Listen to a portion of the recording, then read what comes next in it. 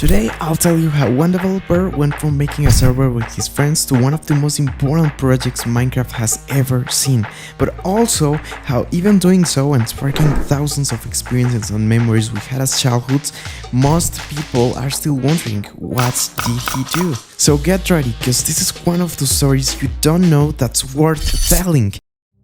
It all started in 2012, when a player called Shogi Cervantes Puello, also known as Shogi CP, had a project, a server with his friends which he used to sharpen his skills. But the server had one problem: it was boring. See, although it was impressive at the time having a couple towns with which I believe were quests, it wasn't anything new. Shogi, like most creators, had a deep desire for, well, creating some kind of project, a gap that only he could fill by putting all the potential he was running in. The thing is, it almost seemed like everything was already done. I mean, server software, there was Bucket, plugins that covered main mechanics people was looking for, like building or protection, there was wall edit and wall guard. That although he knew he could do better, it wouldn't pay off doing so as the competition was already widely known. Even servers themselves, which is what he was trying to do, were already done with minigames as Skywars and survival games or other RPGs such as Minecraft or Minecraft Online. But then something happened that gave him a spark of light, a place, a new platform no other developer had touched, where he could finally put his skills and talent in, had been just released, that being the all-new Minecraft Pocket Edition. Although this was game-changing, it involved a significant challenge as to working a new platform or language, especially one no other developer from the public had the chance to work in, was like walking into a dark cave nobody knew. It could have a treasure and material to work, or it could have a bear that eats you with all your effort. But that didn't stop Shogi. He knew that if he didn't take the opportunity to potentially show through this game something beautiful only he had in mind, somebody else was definitely willing to do it, shutting down his creative vision. So after thousands of lines and months of coding, just a year after, he managed to put out the first version of PocketMine-MP, his very own server software for Minecraft Pocket Edition with worlds, API, config and plugin support.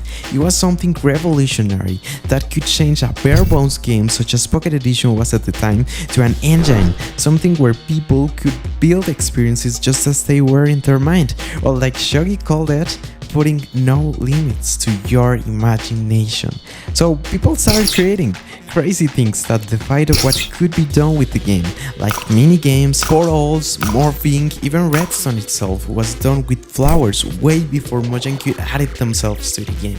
Do you know how crazy that is? Shogi had opened a door which couldn't be easily closed for creativity. Then it happened. A project appeared which would take PocketMine to the next level. Something so big that even brought the project to Mojang's attention, the same company making the game that Shogi had made so passionately PocketMine for. That project being the classic minigame server Lifeboat Network.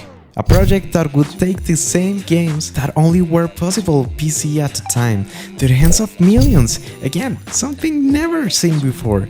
As it wasn't a small thing, it exploded.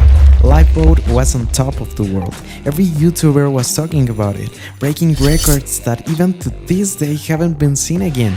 But that was only the start of a wave of servers, worlds, games and projects that all aimed to see how much further they could take this game to. It only kept rising.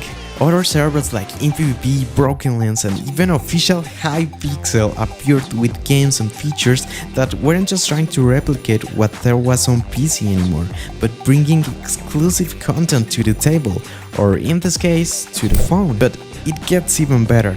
Shogi didn't stop there either.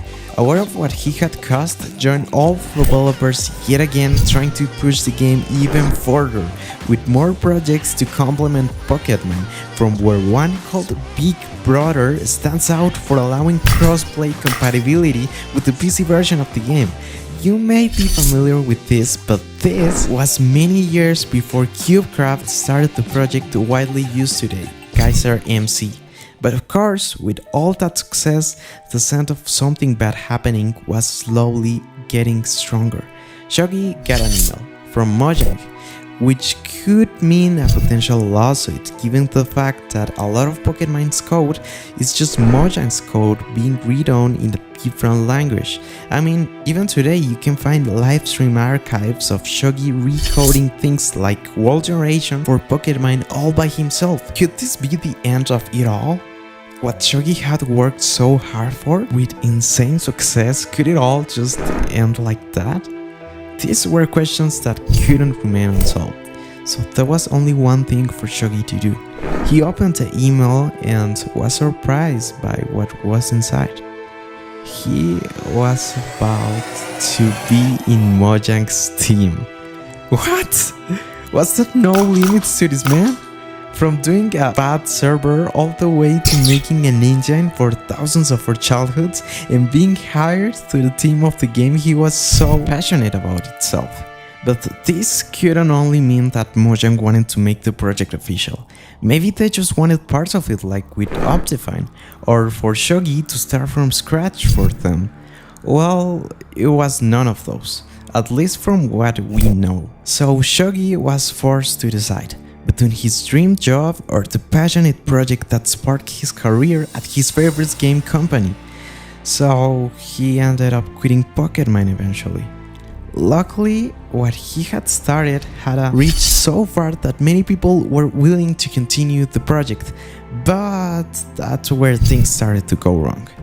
Other developers didn't have the commitment to keep PocketMine alive that Shogi did, so it started kind of falling apart, with many things broken and mechanics and blocks missing. But honestly, how would you notice a block is missing if your server-side inventory doesn't even show it? Cause yes, Pocket Edition's multiplayer works widely different from PCs, but other projects arise, such as Knockit, which aim to keep multiplayer alive like PocketMine did, with crazier things like actual Java plugins for Pocket Edition, but didn't manage to take off and ended up shutting down. That's why Shogi was so worried being the first. He knew only making a project in an environment with no competition would allow other people to see what he was capable of. But Mojang didn't. They only cared about money and ended up adding a feature server list where they could ensure transactions such as the purchase of ranks would go through Minecraft itself, so they could get a cut from it. Therefore, other servers got discouraged at the anti-competitive practices being used and ended up selling. Lifeboat changed the owner, in PvP sold, Broken Lens and Hypixel shut down, cause why would you keep putting any effort into being original and having fun games when that was no longer the criteria to be chosen by players, where feature servers had to do nothing but stay in line to keep getting money with Mojang's promotion. It seems like a dark ending. We can no longer experience those servers with fun and quality that we did before, but it doesn't have to be where the story ends. What if we took all we loved about those old servers and put it into a new project, one with variety, quality, and a competent development team?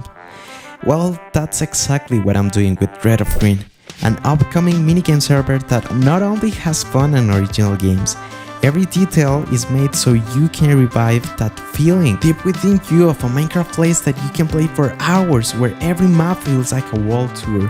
And we did that with 6 games to begin. One about racing, one is tactical to inspire by the classic, some kind of attack, and a beloved sport brought into Minecraft that can all be shuffled so you never get bored with your friends. But releasing is expensive, even more for a project this scale. That's why I've opened a website where you can learn more and donate.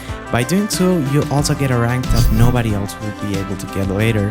I know people get discouraged when they see few donators. The thing is, the fewer the donators, the more valuable the rank becomes. But it's not for that, but to bring this project to life, because I still believe in Minecraft. How about you?